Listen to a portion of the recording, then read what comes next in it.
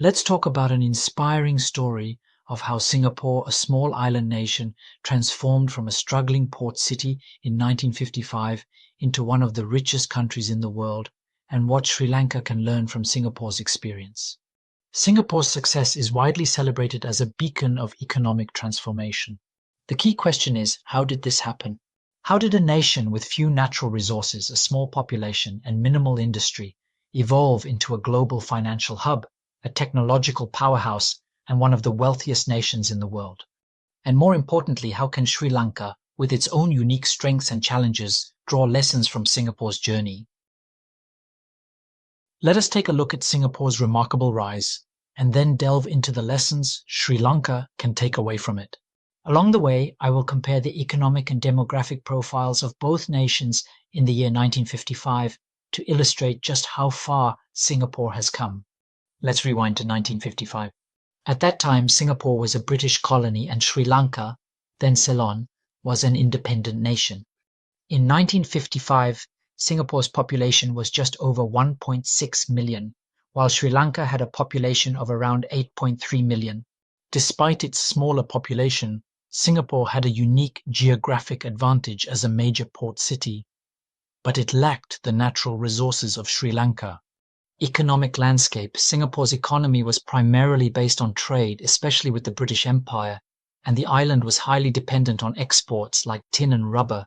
Sri Lanka, on the other hand, had a relatively more diversified economy with strong agricultural exports like tea, coconut, and rubber. But it also faced political instability in the 1950s. Per capita GDP.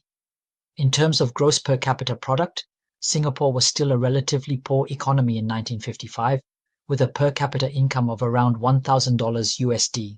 Sri Lanka's GPP was somewhat higher, around $1,400 USD, due to its agricultural wealth.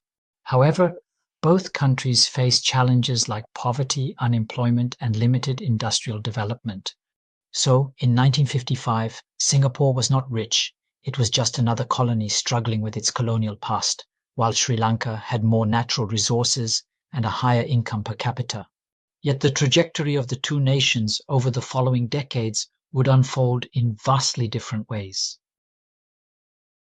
Key factors behind Singapore's economic transformation. 1. Leadership and governance. The first and most crucial lesson is leadership. Singapore's transformation is largely attributed to its founding father, Lee Kuan Yew. His vision, pragmatism, and ability to build strong institutions turned Singapore from a struggling port into a global city-state. His leadership focused on long-term planning, strict governance, and an unwavering commitment to economic development. In the case of Sri Lanka, political instability and frequent changes in leadership hampered the ability to focus on long-term development. Strong, consistent leadership like Lee Kuan Yew's allowed Singapore to chart its course through global economic changes. Lesson for Sri Lanka. Sri Lanka needs visionary leadership that focuses on long-term growth rather than short-term political gains. Stability, effective governance, and commitment to a national strategy are crucial. 2. Strategic investment in education. Lee Kuan Yew understood that the future of Singapore depended on human capital. The government heavily invested in education, ensuring that the workforce had the skills necessary for an emerging industrial economy. By the 1970s, Singapore had transitioned from a trading economy to an industrialized one, and its high levels of education created a highly skilled workforce capable of meeting the demands of foreign investment and technological innovation. Lesson for Sri Lanka. Sri Lanka can learn from Singapore's emphasis on high-quality education and vocational training. Strengthening the educational system, especially technical and vocational training, is critical for economic development in a globalized world. 3. Open economy and foreign investment. A cornerstone of Singapore's success was its open pro-business environment. Singapore became a hub for international trade and foreign investment by adopting investor-friendly policies, establishing free trade agreements, and creating a low-tax environment for businesses. By developing key industries like electronics, finance, and shipping, Singapore became a center for global trade and investment. Lesson for Sri Lanka. Sri Lanka must diversify its economy and adopt a more open, investor-friendly environment. The government should focus on improving infrastructure, removing bureaucratic red tape, and making the country more attractive to foreign investors. 4. Infrastructure development. Singapore's government invested heavily in world-class infrastructure, particularly in transport, communication, and housing. This strategic investment created a solid foundation for economic growth. Singapore's world-renowned port, Changi Airport, and efficient public transport system are all results of these long-term infrastructure projects. Lesson for Sri Lanka. Infrastructure development is vital for economic growth. Sri Lanka can learn from Singapore's example by modernizing its own infrastructure, especially in transport, energy, and logistics. 5. Strong rule of law and corruption-free governance. Lee Kuan Yew's government implemented strict anti-corruption laws and upheld the rule of law. Singapore's low corruption levels are a key factor that helped foster trust among investors, businesses, and citizens. It created a stable and predictable environment, which encouraged both local and international investments. Lesson for Sri Lanka. Addressing corruption is essential. Transparent, accountable governance should be a top priority. Sri Lanka must enforce the rule of law and promote good governance practices. Now, let's compare the economic growth of the two nations since 1955.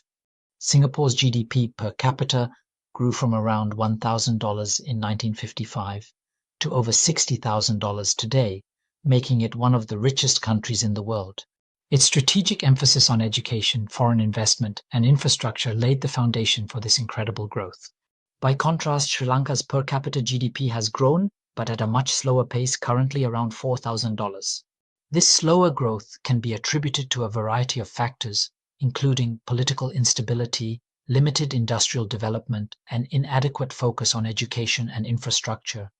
In terms of human development, Singapore ranks very high globally, with life expectancy, education, and income levels at world-class standards.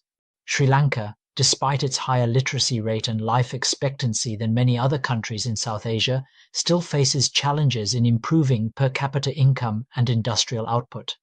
Industrialization. Singapore has become a center for advanced industries including biotechnology, electronics, and finance.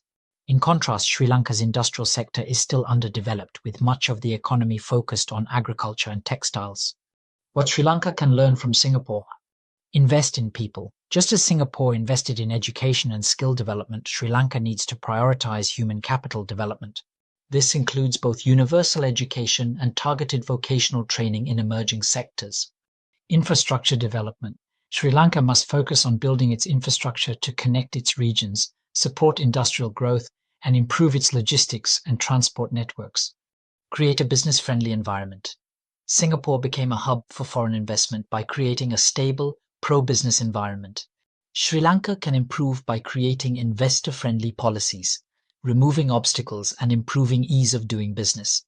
Strengthen governance, tackling corruption, ensuring transparent governance, and enforcing the rule of law are essential for long-term prosperity. Diversify the economy. While Sri Lanka has done well with agriculture and textiles, it needs to diversify into higher value industries like technology, biotechnology, and manufacturing to reduce dependence on external factors. In conclusion, Singapore's story is one of visionary leadership, long-term planning, and strategic investments in people, infrastructure, and institutions. Sri Lanka, while having a different starting point, can still draw valuable lessons from Singapore's approach to development. By focusing on human capital, infrastructure, governance, and economic diversification, Sri Lanka can unlock its own path to prosperity. While the challenges are significant, they are not insurmountable if we have the vision, leadership, and will to act. Thank you for your time and attention. Please like and subscribe